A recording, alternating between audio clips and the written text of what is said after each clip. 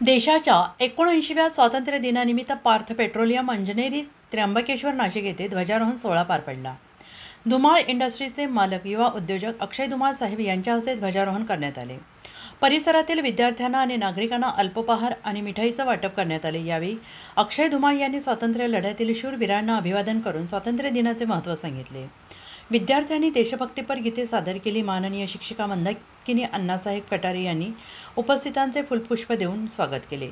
पार्थ पेट्रोलियमचे संचालक बिपिन कटारे यांनी सूत्रसंचालन केले आणि पार्थ कबीर यांनी सगळ्यांचे आभार मानले।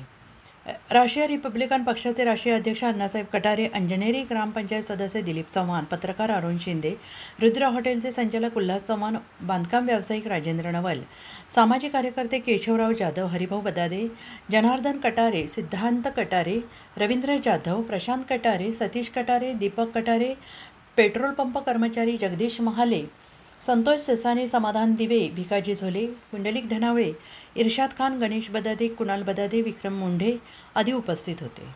उत्तर महाराष्ट्र न्यूज नेटवर्कसाठी रामदास त्र्यंबकेश्वर।